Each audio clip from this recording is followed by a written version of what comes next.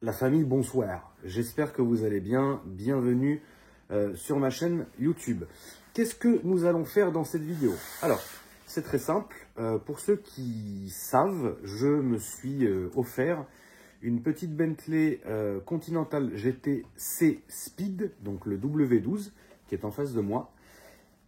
Et à cette occasion, je voulais faire quelques vidéos pour vous montrer un peu comment je traitais les Bentley et les Rolls-Royce qui sont destinés à ma collection personnelle. Parce que si vous ne le savez pas, j'ai acquis au cours des années une assez large, sans prétention, collection de Rolls-Royce et Bentley. On est à peu près à une douzaine maintenant. C'est des voitures que je vais acheter une à deux par année, les refaire complètement et les mettre dans ma collection perso. Autant, vous me connaissez, je suis assez réputé pour me débarrasser très vite des voitures. Par contre, les Bentley et les Rolls-Royce, quand ce sont des beaux exemplaires, c'est des voitures que je vais mettre, on va dire, esthétiquement et mécaniquement et tout ce que tu veux du mieux que je peux.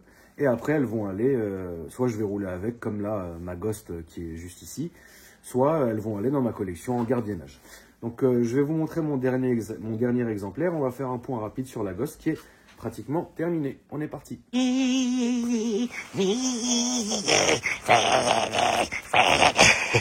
Ma grosse louloute. Ah merde. Putain, ouais, c'est bizarre ça, frère. Non, non, non, bah non, on peut toucher. Enlève tes mains, enlève tes mains. Attends. Parce que là, je sais pas quoi faire. Attendez, 2 secondes, la famille. C'est très chelou que la Roro, elle se soit déclipsée, frère. Très chelou. Pourtant, Tosca, t'es pas une napolitaine, pour ceux qui ont la ref. On va commencer rapidement par la Ghost. La Ghost, rapidement, c'est une voiture qui était achetée neuve chez Rolls-Royce à Monaco. Ensuite, c'est une voiture qui est restée à Paris pendant quelques années. Ensuite, c'est une voiture qui a été vendue pour l'export en Roumanie. Elle a été immatriculée d'abord en France, ensuite elle a été immatriculée en Roumanie. Et moi, quand je l'ai achetée, j'ai dû refaire tous les papiers pour la réimmatriculer en France à mon nom.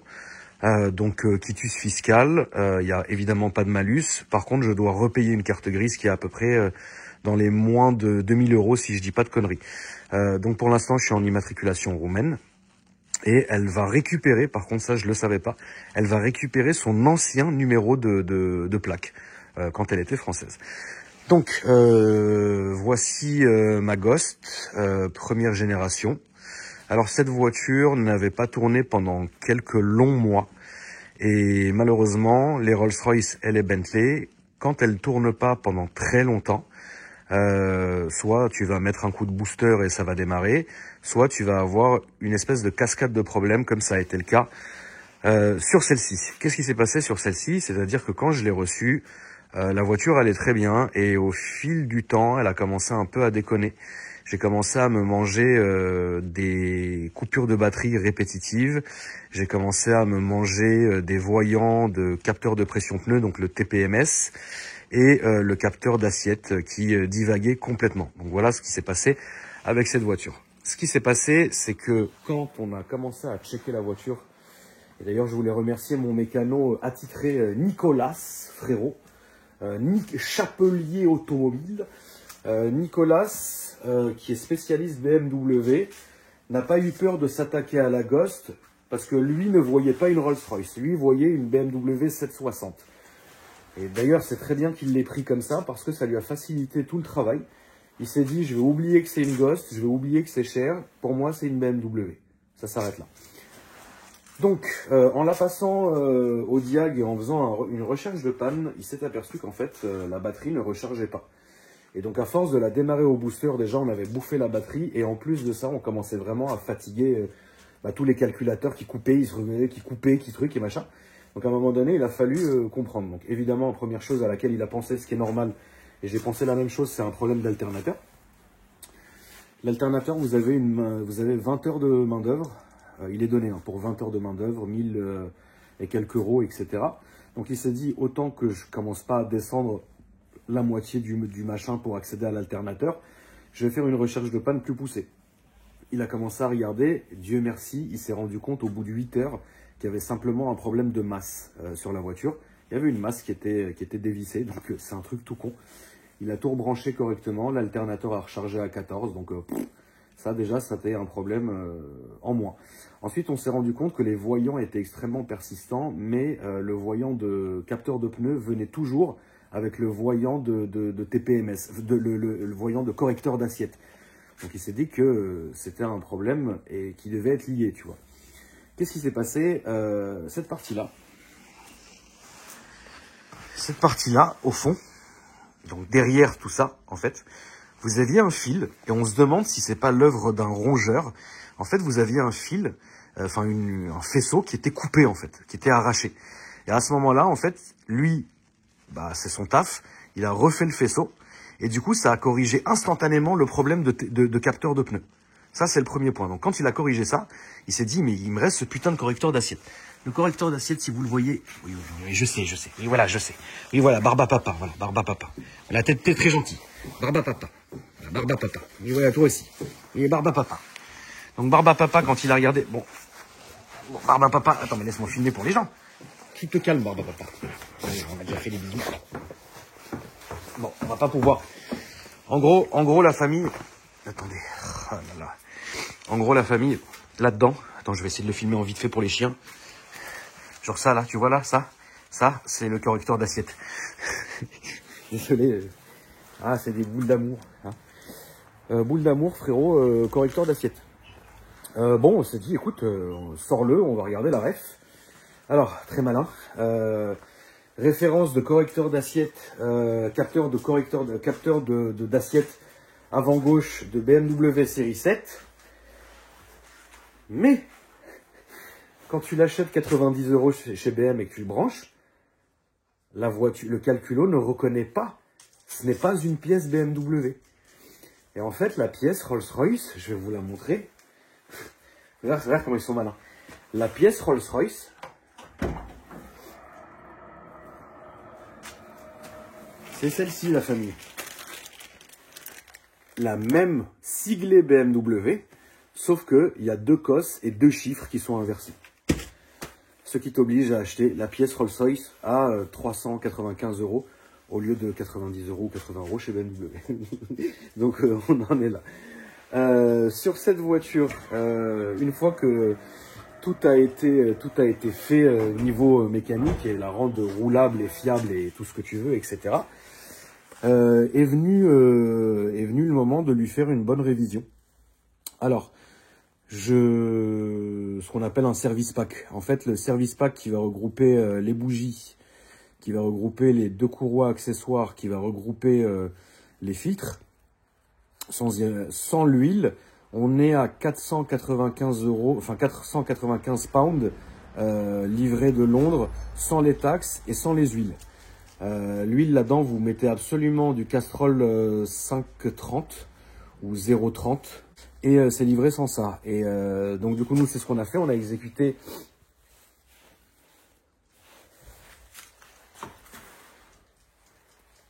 Attends. Boulette de merde. On a exécuté ça sur cette voiture. Bon. Et il nous manquait à faire les freins. Donc les freins, les disques et plaquettes, avant et arrière, il y a un billet de 2000 balles. Donc ça, c'est ce que j'ai commandé et c'est ce qui me reste à faire sur cette voiture-là. Ensuite, de ce que j'ai acheté moi personnellement. Alors, regardez. Ça, c'est 2 pièces séparées, ok? Ça et ça, ce sont 2 pièces. Ça, au fil du temps, le chrome, c'est une maladie, il se barre. C'est comme ça sur toutes les Rolls. Vous pouvez regarder, il n'y a pas de problème.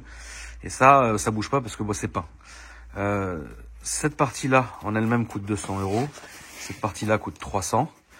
Donc, moi, ce que j'ai fait, c'est que j'ai commandé cette partie-là, les 4 que j'ai pas reçus, pour refaire tout proprement parce qu'ils sont tous dans cet état-là. Il me manquait un moyeu complet que j'ai payé 300 €. Celui-ci, vous allez voir la différence et vous allez vous rendre compte que celui-ci est tout neuf. Donc, voilà. Ça, c'est ce que j'ai fait. Ensuite, j'ai commandé et j'ai reçu, il est dans le coffre, le cache-crochet qui est ici.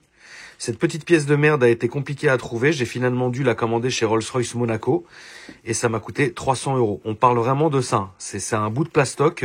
C'est ça. Écoute.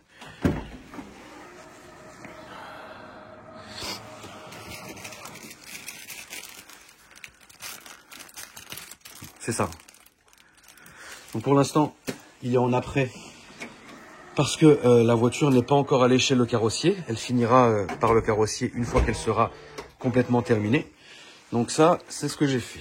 Ensuite, rapidement, au niveau de l'intérieur, avant de m'attaquer à la Bentley, ça fait déjà 10 minutes, je suis désolé la famille, mais vous savez comment je suis quand je parle de Rolls-Royce et Bentley. Ensuite, je me suis recommandé, donc les 4, bon là ils sont sales parce que les gens ils montent et ils descendent de ma voiture, c'est normal. Ça c'est du lamb, de l'agneau en fait.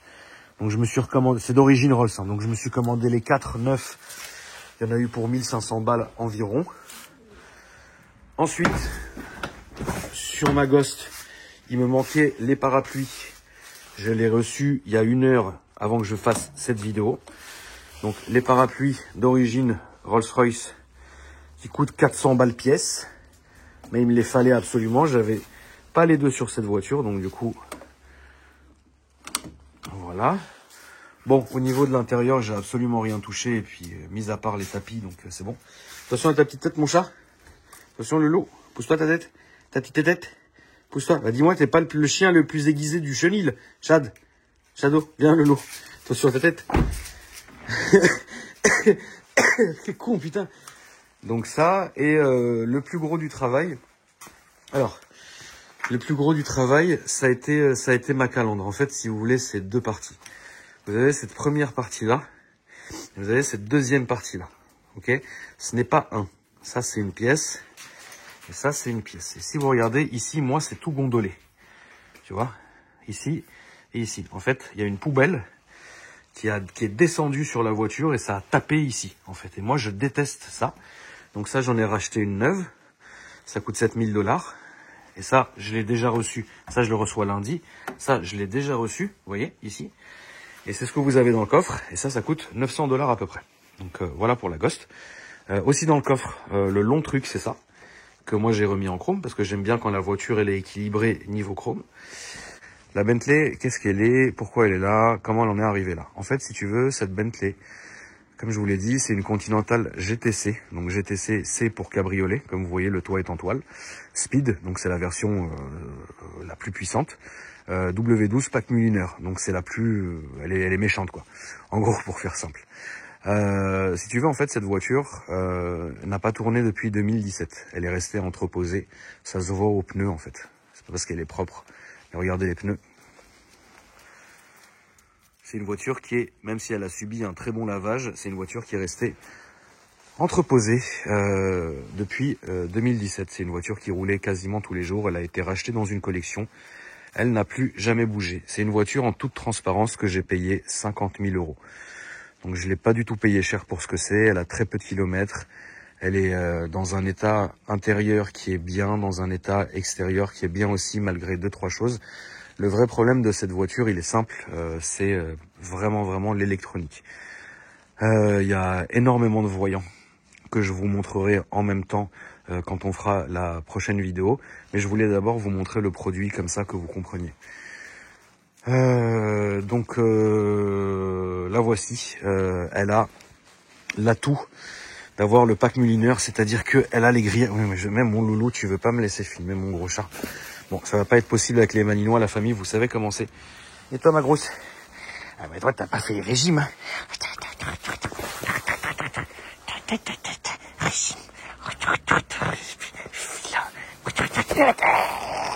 En gros, il y a les 4 jantes à repeindre, les pneus. Attends, c'est du Serra ou non? Oh putain, l'enculé, c'est les Saramiquet là. Ok, on va pas changer les freins. Ça, je crois qu'il y a bas de pare-choc avant à refaire. Voilà, ici. Ouais, pare-choc avant à refaire, ici. Donc, 4 pneus en esthétique extérieure. 4 pneus, 4 jantes. Pare-choc avant.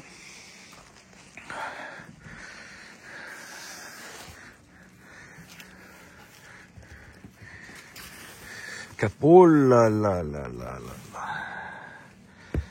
Oh là là là là là, Seigneur. Ok.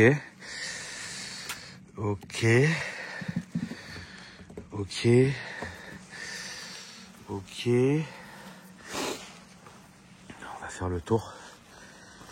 Tac, tac, tac. Ah, tiens. Tiens. Ok. Ok.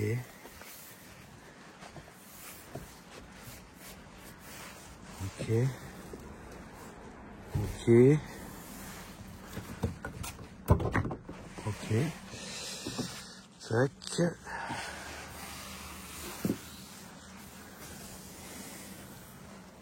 Ok.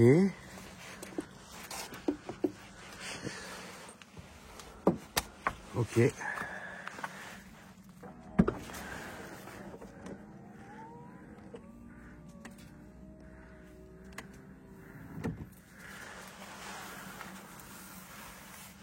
Ok. Je la check, hein, elle est arrivée il y a 2 heures la voiture.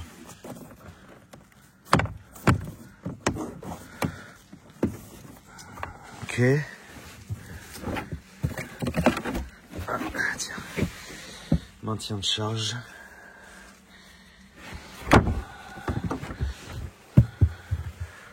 Ok. Tac. Ok. Ok. Alors.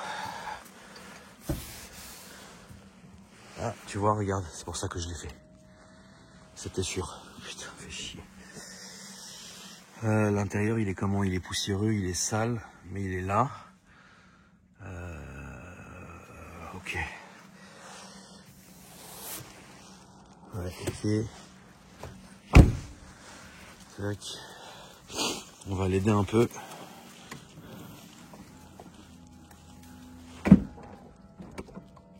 Allez. Ne fais pas le truc. Voilà, reste comme t'es. Ok. Ça. Je regarde vite fait l'intérieur. Après, je vous explique. On en aura terminé la famille. Cerclage. Cerclage, c'est bon. Hop. Tac. Alors, celle-là, pâte mulinaire.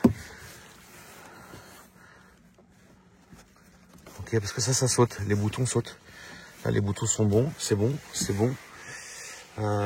C'est pas facile, les gars, avec vous. Hein. Avec vous dans les pattes, c'est pas facile. Non, non, non. C'est pas facile, Louloute. C'est pas facile d'être avec vous. Pousse-toi. Tac. Tac, tac, tac. Attendez, je regarde. Hop, hop. Ça, je m'en fous pour l'instant. Ok. Ah, tiens. Ok. Casse la tête. Ok, c'est bon. Ok. Tiens, attends. Ok. Attendez, 2 secondes, la famille, j'arrive. Hop.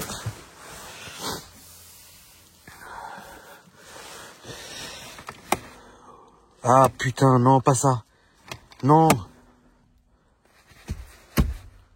Oh merde, fais chier. Ok. Ok, ok. Ok, c'est bon.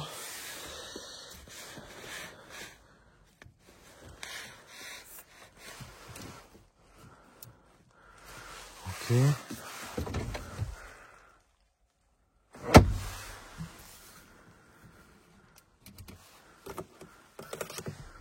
Ah putain. Shit. Ok. Aïe aïe aïe aïe aïe aïe aïe aïe aïe aïe, fils de là, ça va être chiant. Ok. Ok, ok. Bon. Tac. Ok, ça c'est bon, ça c'est bon, ça c'est bon, c'est bon. Ça par contre, aïe aïe aïe aïe aïe aïe. On va se battre, je pense. 2 secondes la famille, excusez-moi 2 minutes. Tac, tac. Ok, tac.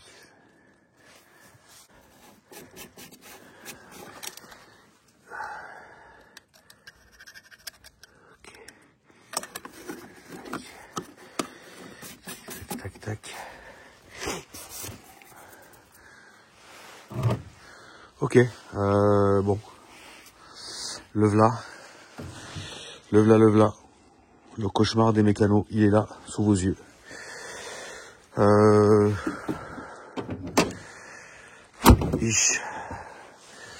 Ah, lui, il va m'emmerder, lui. Voilà.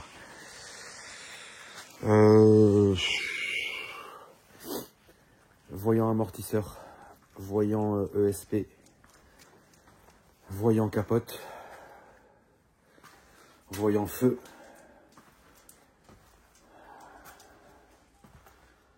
Pas voyant moteur, mais elle tourne mal. Elle tourne pas sur ses cylindres. Bref, je me suis remis dans la merde.